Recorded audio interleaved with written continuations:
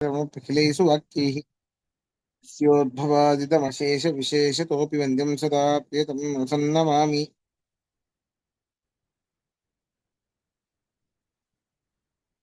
कृष्णाय वासुदेवाय हरये परमात्मने प्रणतः क्लेशनाशाय गोविन्दाय नमो नमः। अभ्रमं भङ्गरहितम् अजडं विमलं सदा आनन्दतीर्थमतुलं भजे तापत्रयापहम्। पृथ्वीमण्डलमध्यस्थाः पूर्णबोधमत वैष्णवाः विष्णुहृदयाः तान् नमस्ये गुरुन् मम। तपस्वाध्याय शुश्रूषा कृष्णपूजा ऋतं मुनिम् विश्वेशम् इष्टदं वन्दे वरिव्राट् चक्रवर्तिनम्। श्रीगुरुभ्यो नमः। हरिः ओम्।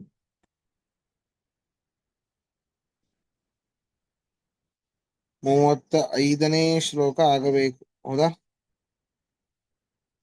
ಹೌದಜ್ಜ. ಹ್ಮ್. ಆ ಅರ್ಜುನ ಕೇಳಿದಂತಹ ಪ್ರಶ್ನೆಗೆ ಕೃಷ್ಣ ಉತ್ತರವನ್ನ ಕೊಡ್ತಾ ಇದ್ದಾನೆ. ಕೃಷ್ಣ, ಮನಸ್ಸು ಬಹಳ ಚಂಚಲ ಅಪ್ಪ. ಅಂತಹ ಚಂಚಲವಾದ ಮನಸ್ಸಿನಿಂದ ಧ್ಯಾನ ಯೋಗ ಮಾಡ್ಲಿಕ್ಕೆ ಹೇಗೆ ಸಾಧ್ಯ?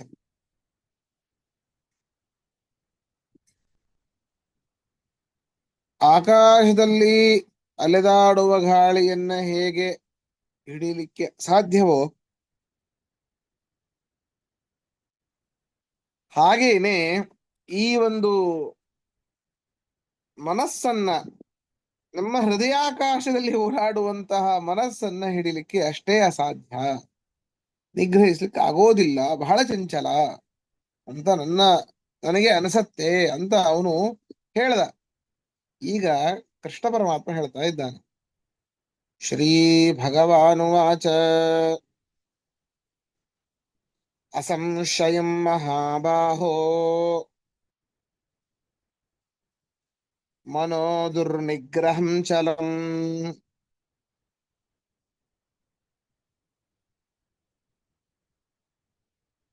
ಅಭ್ಯಾಸೇನ ತು ಕೌಂತೇಯ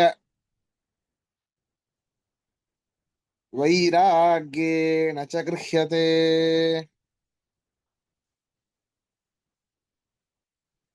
ಹೇ ಮಹಾಬಾಹುವಾದ ಅರ್ಜುನನೇ, ಹೌದಪ್ಪ, ಇಲ್ಲ ಅಂತ ಹೇಳಿಲ್ಲ.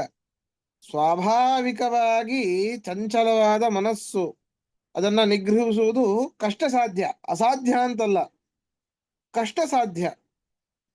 ಈ ಒಂದು ಮನಸ್ಸು ಚಂಚಲವಾಗಿದೆ, ಬಹಳ ಚಂಚಲವಾಗಿದೆ ಅನ್ನುವುದರಲ್ಲಿ ಸಂಶಯವೇ ಇಲ್ಲ, ಅಸಂಶಯ.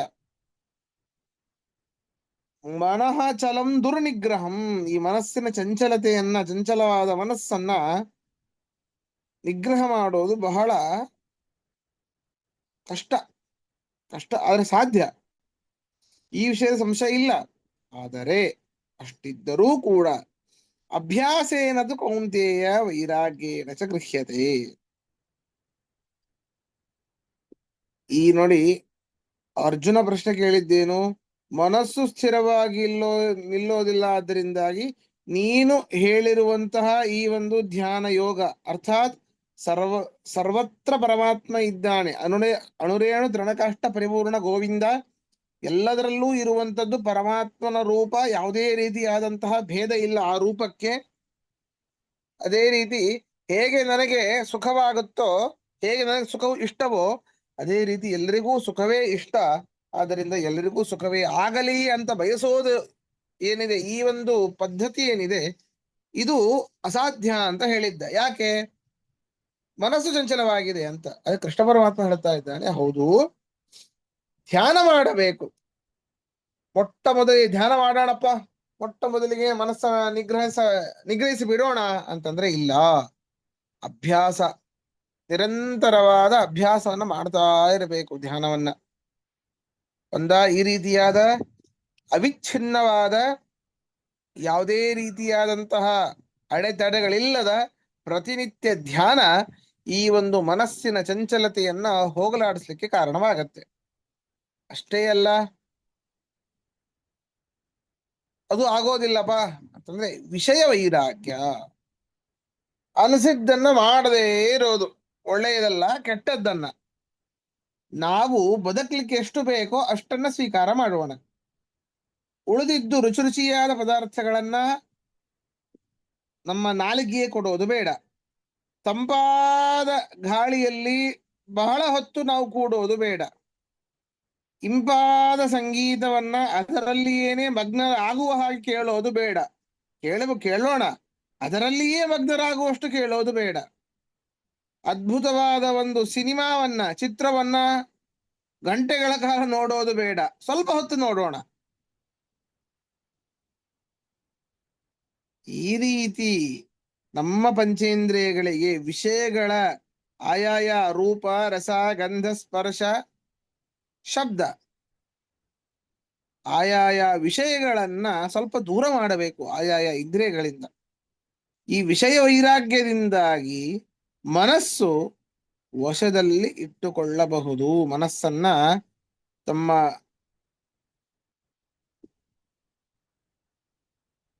ಆಯಾಯ ವ್ಯಕ್ತಿ ವಶದಲ್ಲಿ ಇಟ್ಟುಕೊಳ್ಳಬಹುದು. ಅಭ್ಯಾಸೇನ ತು ಕೌಂತೆಯ ವೈರಾಗ್ಯೇನ ಚ ಗೃಹ್ಯತೆ. ಹೇ ಮಹಾಭಾವವಾದ ಕೌಂತೆಯ ಅರ್ಜುನನೇ ಅಂತ ಈ ರೀತಿ ಅವನಿಗೆ ಸಂಬೋಧನೆ ಮಾಡ್ತಾ ಹೇಳ್ತಾ ಇದ್ದಾನೆ. ಅರ್ಥ ಬರ್ಕೊಳ್ಳಿ.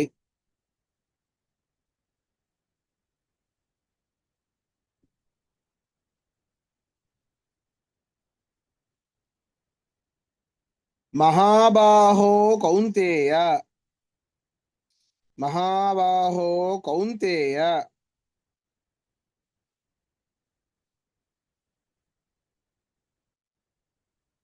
ಮಹಾಬಾಹುವಾದ ಅರ್ಜುನನೇ, ಮಹಾಬಾಹುವಾದ ಅರ್ಜುನನೇ,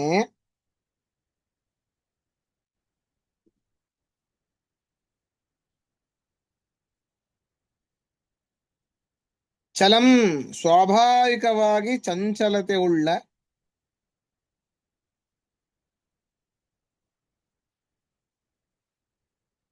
ಚಲಂ ಸ್ವಾಭಾವಿಕವಾಗಿ ಚಂಚಲವಾದ, ಸ್ವಾಭಾವಿಕವಾಗಿ ಚಂಚಲವಾದ ಮನಃ ಮನಸ್ಸು, ಮನಃ ಮನಸ್ಸು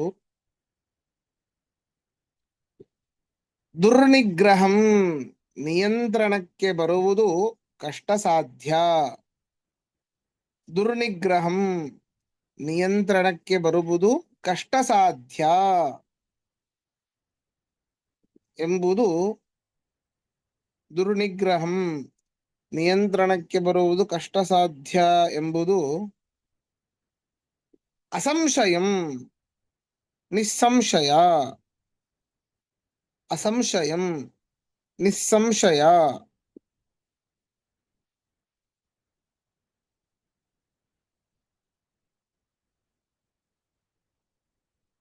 ತು ಆದರೂ,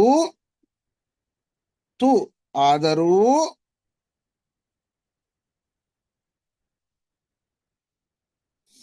ಅಭ್ಯಾಸೇನ,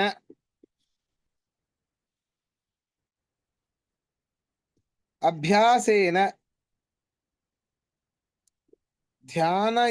ನಿರಂತರ ಧ್ಯಾನ ಯೋಗದ ಅಭ್ಯಾಸದಿಂದ, ಅಭ್ಯಾಸದಿಂದ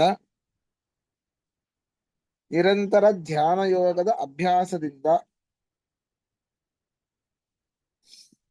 ಚ ಮತ್ತು, ಚ ಮತ್ತು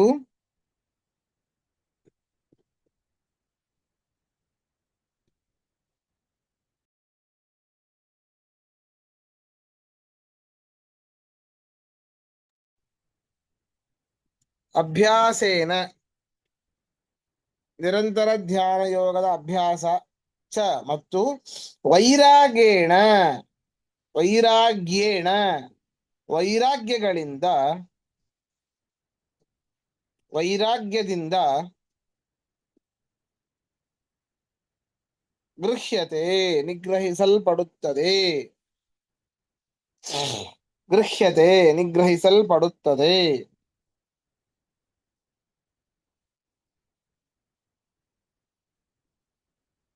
ಪ್ರಶ್ನೆ ಇದ್ರೆ ಕೇಳಿ.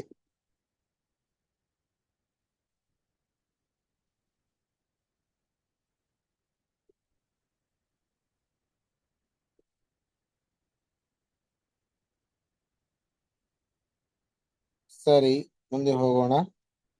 ಪ್ರಶ್ನೆ ಇಲ್ವಲ್ಲ? ಸರಿ.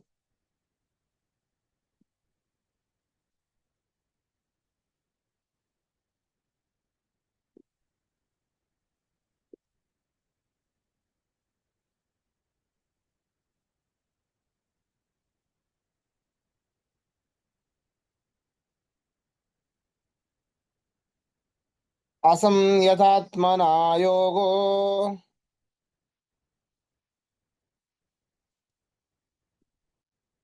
दुष्प्राप इति मे मतिः।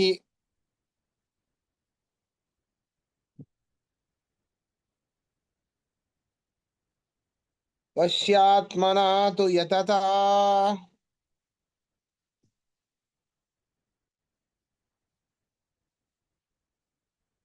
शक्यो वाप्तुमुपायतः. ನೋಡಿ, ಕೃಷ್ಣ ಪರಮಾತ್ಮ ಗ್ಯಾರಂಟಿ ಕೊಡ್ತಾ ಇದ್ದಾನೆ ಇದಕ್ಕೆ. ನೋಡಿ, ಯಾರು ಯೋಗ್ಯ ಯೋಗಾಭ್ಯಾಸದಿಂದಾಗಿ ಮನಸ್ಸನ್ನ ನಿಗ್ರಹಿಸೋದಿಲ್ಲವೋ, ಯೋಗ ಮತ್ತು ಧ್ಯಾನಗಳಿಂದಾಗಿ ಮನಸ್ಸನ್ನ ನಿಗ್ರಹಿಸೋದಿಲ್ಲವೋ, ಅಂಥವನಿಗೆ ನಾನು ಹೇಳಿದಂತಹ ಧ್ಯಾನ ಯೋಗ ಯಾವುದು, ಕೃಷ್ಣ ಪರಮಾತ್ಮ ಹೇಳಿದ್ದ ಯಾವ ಧ್ಯಾನ ಯೋಗ? ಸರ್ವತ್ರ ನನ್ನನ್ನ ಕಾಣಬೇಕು, ಅದು ಆ ರೀತಿ ಧ್ಯಾನ. ಗೊತ್ತಾಯ್ತಾ? ಸರ್ವತ್ರ ನನ್ನನ್ನ ಕಾಣಬೇಕು, ಎಲ್ಲ ಕಡೆಯಲ್ಲೂ ಇರುವಂತಹ ನನ್ನ ರೂಪಗಳಿಗೆ ಯಾವುದೇ ರೀತಿಯಾದಂತಹ ಭೇದ ಇಲ್ಲ ಅಂತ ಚಿಂತನೆ ಮಾಡಬೇಕು. ಹಿಂದೆ ಹೇಳಿದ್ನಲ್ಲ, ಅಂತಹ ಧ್ಯಾನ ಯೋಗ ಬಹಳ ಅಸಾಧ್ಯ. ಬಹಳ ಅಲ್ಲ, ಅಸಾಧ್ಯವೇನೆ. ಸಿದ್ಧಿಸ್ಲಿಕ್ಕೆ ಸಾಧ್ಯವೇ ಇಲ್ಲ ಅಂತ ಧ್ಯಾನ ಯೋಗ ಇವನಿಗೆ. ಯಾರಿಗೆ? ಅಸಂತ್ಯತಾತ್ಮನ ಯೋಗ. ಯಾರು ಯೋಗಾಭ್ಯಾಸಗಳಿಂದ ಮನಸ್ಸನ್ನ ನಿಗ್ರಹಿಸೋದಿಲ್ಲವೋ ಅಂಥವನಿಗೆ ಈ ನಾನು ಹೇಳಿದಂತಹ ಆ ಧ್ಯಾನ ಅಸಾಧ್ಯ ಅಂತ ನನ್ನ ಅಭಿಪ್ರಾಯಪ್ಪ. ಆದರೆ ಯಾರು ವಶ್ಯಾತ್ಮನಾತು ಯತತ, ಮನಸ್ಸನ್ನ ನಿಗ್ರಹಿಸಿರ್ತಾನೆ, ಈಗ ಆಲ್ರೆಡಿ ನಿಗ್ರಹಿಸಿರುವಂತಹ ಮನಸ್ಸನ್ನ ಮೊದಲೇನೆ ನಿಗ್ರಹಿಸಿರುವಂತಹ ಪುರುಷನು ಪ್ರತಿನಿತ್ಯ ಅಭ್ಯಾಸ ಮತ್ತು ವೈರಾಗ್ಯಗಳನ್ನ ಮಾಡಲೇಬೇಕು. ನೋಡಿ, ಕೃಷ್ಣ ಪರಮಾತ್ಮ ಹೇಳ್ದ ಮನಸ್ಸನ್ನ ಈ ರೀತಿ ನಿಗ್ರಹಿಸಬಹುದು, ಒಂದು ಅಭ್ಯಾಸದಿಂದ, ಇನ್ನೊಂದು ವೈರಾಗ್ಯದಿಂದ. ಹೌದು, ಪ್ರತ್ಯೇಕವಾಗಿಯೂ ಮನಸ್ಸನ್ನ ನಿಗ್ರಹಿಸಬಹುದು. ಆದರೆ ಎರಡೂ ಕೂಡಿದಾಗ ಇನ್ನೂ ಉತ್ತಮವಾದ ಒಂದು ಸಾಧನೆಯನ್ನು ಮಾಡಬಹುದು ಅಂತ. ಪ್ರತಿನಿತ್ಯ ಧ್ಯಾನದ ಅಭ್ಯಾಸವನ್ನ ಮಾಡಬೇಕು, ಪ್ರತಿನಿತ್ಯ ವಿಷಯ ಪದಾರ್ಥಗಳಲ್ಲಿ ವೈರಾಗ್ಯವನ್ನ ಕಾಣಬೇಕು. ಆದ್ದರಿಂದ ಈ ಮನಸ್ಸನ್ನ ನಿಗ್ರಹಿಸಿರುವಂತಹ ಪುರುಷನು ಸದಾಕಾಲ ಅಭ್ಯಾಸ ಮತ್ತು ವೈರಾಗ್ಯಗಳಿಂದ ಪುನಃ ಪುನಃ ಪುನಃ ಪುನಃ ಪ್ರಯತ್ನ ಯಾರು ಮಾಡ್ತಾರಲ್ಲ, ಅಂಥವರಿಗೆ ನಾನು ಹೇಳಿದಂತಹ ಧ್ಯಾನ ಯೋಗ ಸಾಧ್ಯವಾಗತ್ತೆ. ಅಂಥವನಿಗೆ ನಾನು ಹೇಳಿದಂತಹ ಧ್ಯಾನ ಯೋಗ ಸಾಧ್ಯವಾಗತ್ತೆ. ಇಲ್ಲ ಅಂದ್ರೆ ಇದು ಅಸಾಧ್ಯವೇ ಸರಿ ಅಂತ ಕೃಷ್ಣ ಪರಮಾತ್ಮ ಹೇಳ್ತಾ ಇದ್ದಾನೆ. ಇದರ ಅರ್ಥ ನೋಡಿ, ಅಸಂಯತಾತ್ಮನ ಅಸಂಯತಾತ್ಮನ ಅಭ್ಯಾಸಾದಿಗಳಿಂದ ಮನಸ್ಸನ್ನು ನಿಗ್ರಹಿಸದವನಿಗೆ, ಅಭ್ಯಾಸಾದಿಗಳಿಂದ ಮನಸ್ಸನ್ನು ನಿಗ್ರಹಿಸದವನಿಗೆ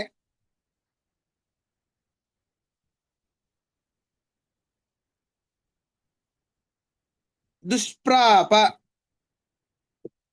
ದುಷ್ಪ್ರಾಪ ಅಸಾಧ್ಯ, ದುಷ್ಪ್ರಾಪ ಅಸಾಧ್ಯ. ಒಂದ್ ನಿಮಿಷ, ಅದಾಯ್ತಾ? ಅಸಂಯತಾತ್ಮನ ಬರ್ಕೊಂಡ್ರ ಯೋಗ ಯೋಗವು ಅಂತ ಬರ್ಕೊಳ್ಳಿ. ಕ್ಷಮಿಸಿ, ಯೋಗ ಯೋಗವು ದುಷ್ಪ್ರಾಪ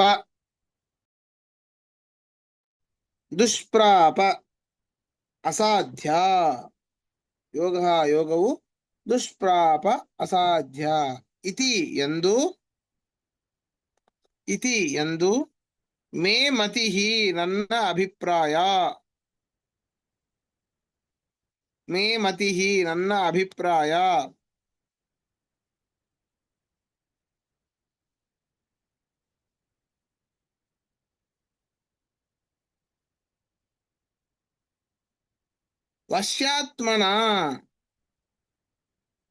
ವಶ್ಯಾತ್ಮನ ಅಭ್ಯಾಸಾದಿಗಳಿಂದ ಮನಸ್ಸಿನ ನಿಗ್ರಹ ಉಳ್ಳ ಪುರುಷನಿಗೆ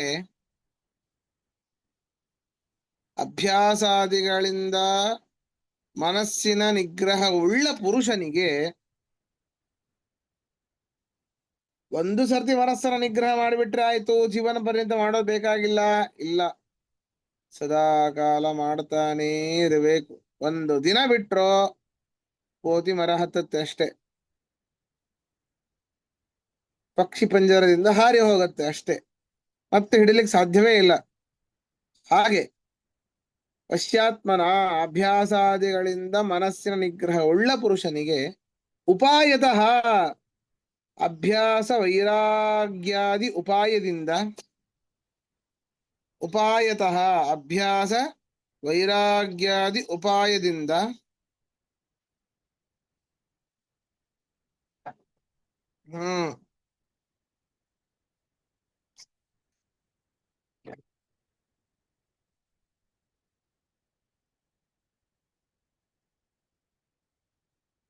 ಅಭ್ಯಾಸ ವೈರಾಗ್ಯಾದಿ ಉಪಾಯದಿಂದ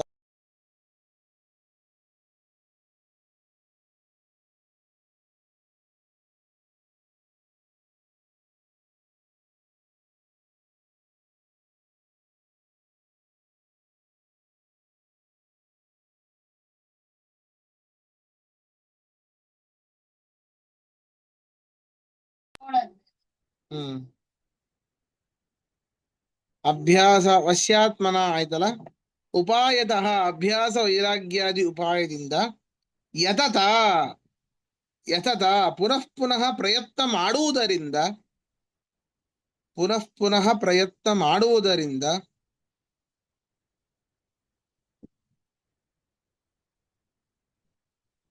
ಯೋಗ ಧ್ಯಾನಯೋಗವು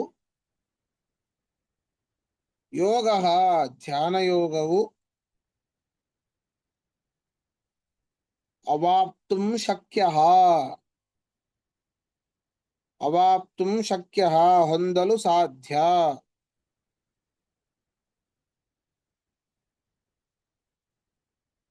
ಪ್ರಶ್ನೆ ಇದ್ರೆ ಕೇಳಿ.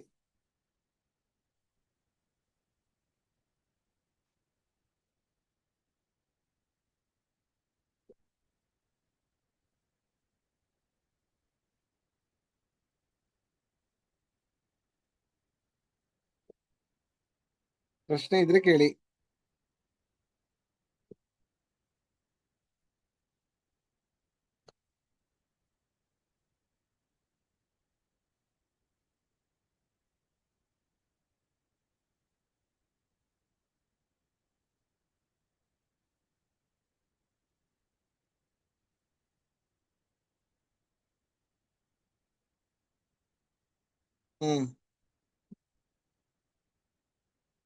ಮುಂದೆ ಹೋಗೋಣವಾ?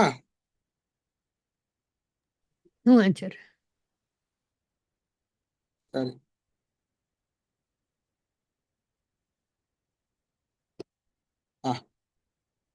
ಅರ್ಜುನ ಕೇಳ್ತಾ ಇದ್ದಾನೆ,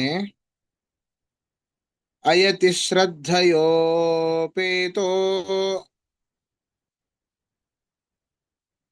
ಯೋಗಾಚಲಿತ ಮಾನಸಃ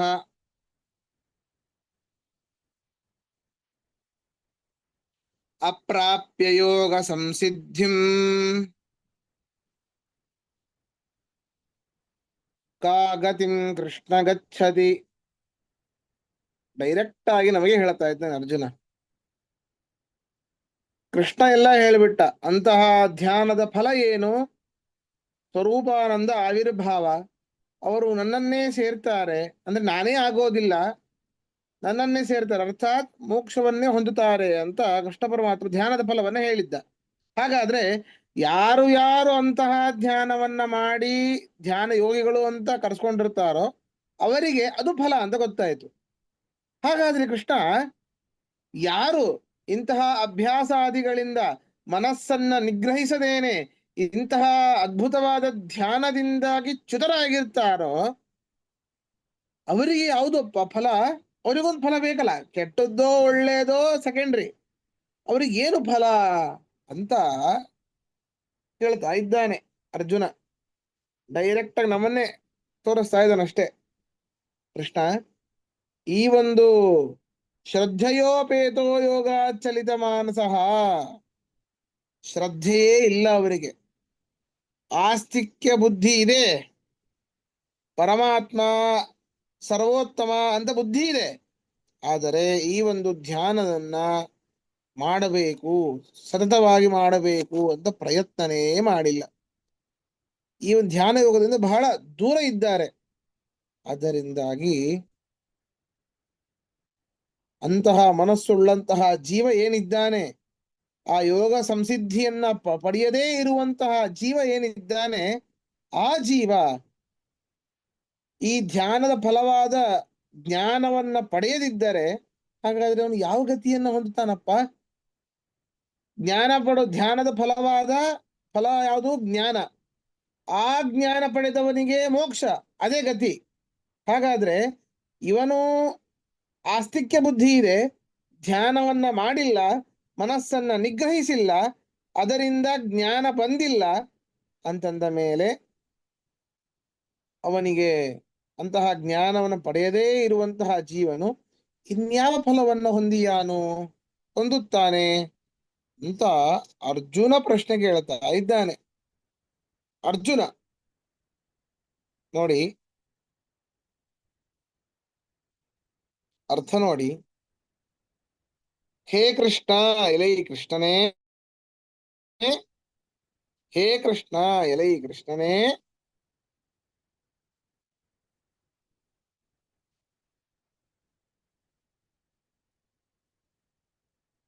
ಅಯತಿ ಪ್ರಯತ್ನ ಮಾಡದವನು, ಅಯತಿ ಪ್ರಯತ್ನ ಮಾಡದವನು, ಶ್ರದ್ಧೆಯ ಆಸ್ತಿಕ್ಯ ಬುದ್ಧಿಯಿಂದ, ಶ್ರದ್ಧೆಯ ಆಸ್ತಿಕ್ಯ ಬುದ್ಧಿಯಿಂದ ಉಪೇತಃ ಕೂಡಿದವನು, ಉಪೇತಃ ಕೂಡಿದವನು, ಯೋಗಾತ್, ಯೋಗಾತ್ ಧ್ಯಾನ ಯೋಗ ಎಂಬ ಜ್ಞಾನೋಪಾಯದಿಂದ, ಧ್ಯಾನ ಯೋಗ ಎಂಬ ಜ್ಞಾನೋಪಾಯದಿಂದ ಚಲಿತ ಮಾನಸಃ, ದೂರ ಸರಿದ ಮನಸ್ಸುಳ್ಳವನು, ಸರಿ ಬರ್ಕೊಳ್ಳಿ, ಕ್ಷಮಿಸಿ. ಯೋಗ ಧ್ಯಾನ ಯೋಗ ಎಂಬ ಜ್ಞಾನೋಪಾಯದಿಂದ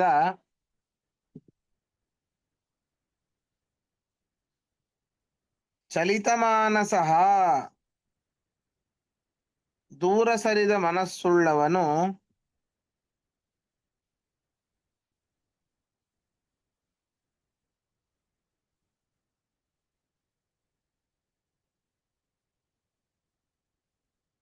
ದೂರ ಸರಿದ ಮನಸ್ಸುಳ್ಳವನು ಯೋಗ ಸಂಸಿದ್ಧಿಂ, ಯೋಗ ಸಂಸಿದ್ಧಿಂ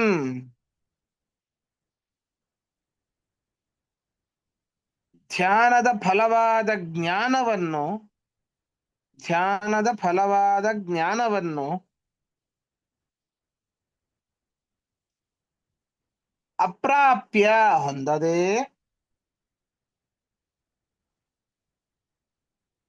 ಅಪ್ರಾಪ್ಯ ಹೊಂದದೆ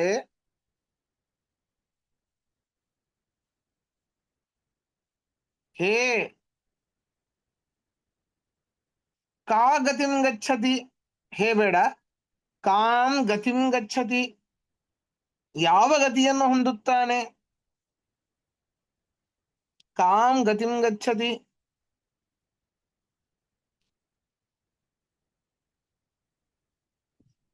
ಅಲ್ಲಪ್ಪ, ಆಸ್ತಿಕ್ಯ ಬುದ್ಧಿ ಇದೆ, ಯಾವುದೇ ರೀತಿಯಾದಂತಹ ಧ್ಯಾನ ಯೋಗವನ್ನ ಮಾಡಿಲ್ಲ, ಅದರಿಂದ ಮನಸ್ಸನ್ನು ದೂರ ಇಟ್ಟಿದ್ದಾನೆ.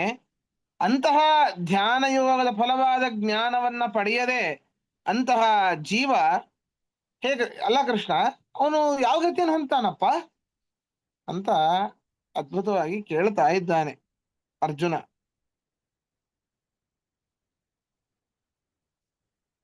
ಪ್ರಶ್ನೆ ಇದ್ರೆ ಕೇಳಿ.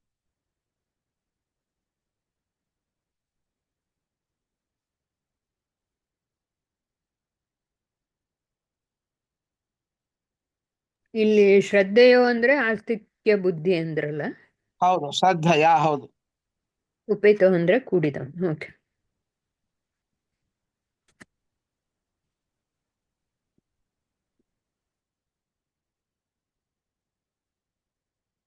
ಸರಿ, ಹಾಗಾದ್ರೆ ಇವತ್ತಿನ ಪಾಠ ಇಲ್ಲಿ ಮುಗಿಸೋಣ. ಶ್ರೀಕೃಷ್ಣ ಅರ್ಪಣಮಸ್ತು. ಮಧ್ವೇಶ. ಶ್ರೀಕೃಷ್ಣಾರ್ಪಣಮಸ್ತು. ಮಧ್ವೇಷಾರ್ಪಣಮಸ್ತು.